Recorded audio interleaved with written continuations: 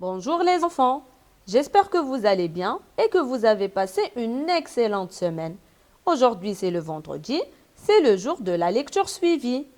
On va continuer l'histoire de la menteuse qu'on a déjà commencé l'unité précédente. Qui peut me rappeler qu'est-ce qu'on a déjà vu? Très bien, c'est l'histoire d'une petite fille qui s'appelle Margot. Qu'est-ce qu'elle a cette petite fille? Ah, c'est une menteuse.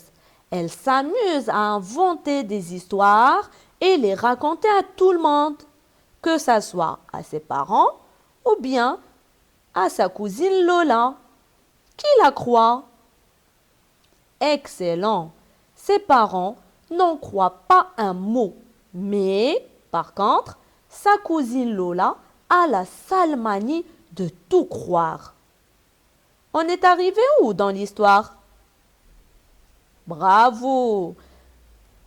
C'était Margot qui a promis à sa mamie de ne plus recommencer. Alors aujourd'hui, on va voir est-ce qu'elle a tenu sa promesse. Ouvrez vos bibliobus, la page 86.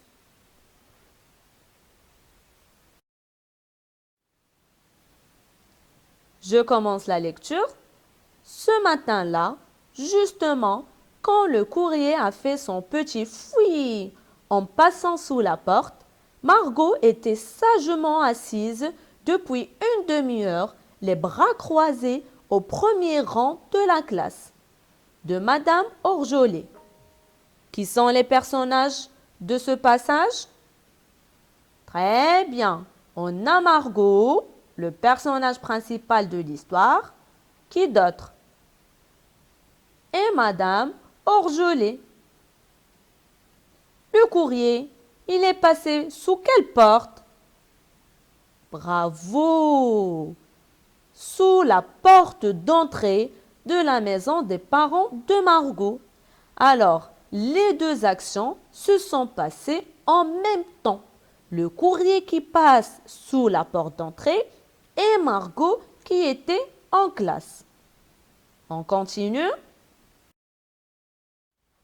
Dans le courrier, il y avait des factures, deux chèques et une enveloppe marron de l'école. C'est la lettre que les parents de Margot ont ouverte en premier. Dans la lettre, il y avait écrit à peu près ceci. Chers parents, la maîtresse de votre fille et moi-même souhaiterions vous rencontrer afin de parler avec vous le plus vite possible. Merci de votre compréhension. Signé le directeur. Alors, qu'est-ce qu'on a ici? Bravo! C'est une lettre. Qui en est l'expéditeur? Très bien. C'est le directeur parce que son nom est écrit dans la signature. Et qui en est le destinataire? Bravo. Ce sont les parents parce que leur nom est écrit dans la formule de début qui est chers parents. À votre avis, le directeur a convoqué les parents de Margot. Pourquoi? Ah, peut-être que Margot a fait des bêtises.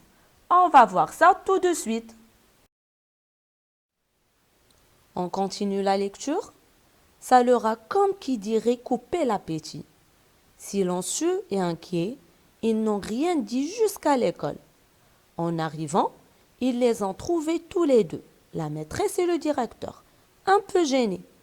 Visiblement, Margot avait encore frappé et cette fois très fort.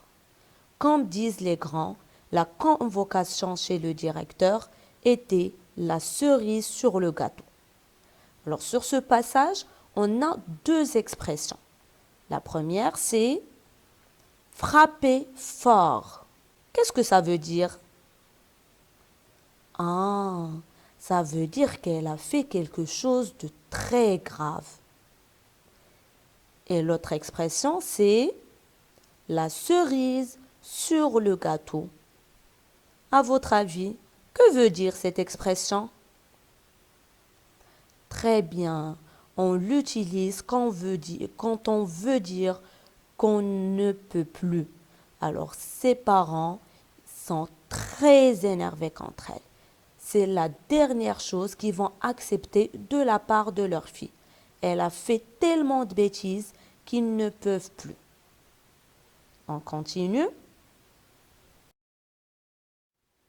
Chère madame, cher monsieur, a commencé le directeur, je vous ai demandé de venir le plus vite possible.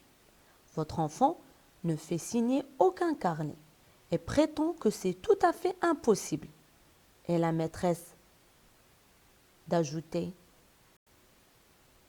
Alors, qui sont les personnages de ce passage? Très bien. On a le directeur ainsi que la maîtresse. Quelle est la bêtise qu'a fait Margot? Bravo! Elle ne signe jamais son carnet. Vous croyez que c'est la seule bêtise qu'elle a commise? On va découvrir ça tout de suite. Quand l'autre jour j'ai demandé à chaque élève de dessiner sa maison, votre fille m'a rendu une feuille toute blanche en m'expliquant qu'elle n'avait pas de maison et qu'elle changeait d'hôtel tous les soirs. Elle m'a même dit: il ne faut pas avoir de la peine pour moi. C'est très rigolo l'hôtel. Et puis, quand il n'y a pas de toilette, je fais pipi dans le lavabo. Alors les premières phrases, ce sont des paroles dites par la maîtresse. Et la dernière partie du texte, c'est les paroles de Margot. En lisant ce paragraphe, qui peut me dire quelle est la deuxième bêtise qu'a fait Margot? Bravo, elle a menti à sa maîtresse. La petite fille vit avec ses parents. Ils ont une très belle maison. Mais elle a inventé une histoire pour dire qu'elle vit dans un hôtel. Ça ne lui a pas suffi de mentir à ses parents et à sa cousine Lola, mais elle ment aussi à sa maîtresse. Et comme vous le savez tous, mentir, c'est pas bien. Très en colère et un peu honteux, les parents ont essayé de rassurer la maîtresse et le directeur. Margot avait bien sûr, comme tous les enfants, des parents, une belle chambre, des jouets, des toilettes et même un petit frère et une babysitter. Et l'histoire des hôtels, c'était bel et bien une sale blague de plus. Puis, tout le monde s'est levé pour se serrer la main. Alors, qui est en train de parler dans ce passage? Bravo, c'est le narrateur. On fait un petit rappel. Qui est le narrateur? Très bien, c'est la personne qui raconte l'histoire. Alors, il y a un mot ici, babysitter. Qu'est-ce que ça veut dire? Excellent. C'est la personne qui vient garder les enfants quand leurs parents ne sont pas là. À votre avis, les parents de Margot, qu'est-ce qu'ils vont lui faire quand ils vont rentrer? Ils vont la punir? Ou bien ils seront gentils avec elle? On le découvre tout de suite. Quand Margot est rentrée de l'école en fin d'après-midi, elle a vu tout de suite qu'il y avait de la fessée dans l'air. Les sourcils froncés de papa et maman, le silence du petit frère qui ne hurlait pas gâteau comme d'habitude, c'était vraiment bizarre. Il n'y a pas eu de fessée, mais une histoire de carnet, pas signé, d'hôtel, de lavabo, de pipi, qui lui rappelait vaguement quelque chose. Elle s'en souvenait même très bien, puisque le coup du pipi, ça avait fait rire toute la classe. Mais là, rien, même pas un sourire, juste quatre gros yeux qui la regardaient d'une drôle de façon. Et le plus grave, disait son papa, c'est que le jour où il y aura quelque chose de vrai, elle serait seule dans son coin, sans personne pour l'aider. Comme le petit garçon qui criait ô loup tous les jours et qui s'est fait manger tout cru un soir, quand le loup est vraiment venu. Alors les parents de Margot étaient très gentils avec elle. Ils l'ont pas punie. Par contre, son papa lui a expliqué comme quoi que si elle continue à mentir, le jour où ça va lui arriver quelque chose, personne ne va la croire, même si ça sera vrai. Cette nuit-là, Margot a fait un horrible cauchemar, un mauvais rêve. Elle était toute seule au fond de la classe, près du radiateur, avec un gros manteau et un grand M écrit dessus à la craie. Un M énorme comme Margot, mais surtout comme menteuse. Dans la classe, il y avait des loups, partout. Des petits, des gros, des jeunes, des vieux, et le chef des loups qui dormait tranquillement sur le bureau de la maîtresse. Margot pleurait, criait «Oh loup! Oh loup!» et personne ne venait, même pas sa copine Tiffen qu'elle entendait rire dans la cour. Alors on a un nouveau personnage, c'est la copine de Lola qui s'appelle Tiffen. On continue.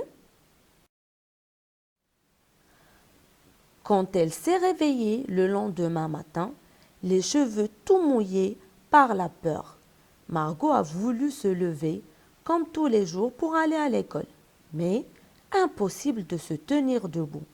Elle avait mal partout, surtout aux jambes. Cette fois, c'était vrai. Promis juré, craché par terre. Elle ne pouvait plus marcher. À votre avis, ses parents vont la croire?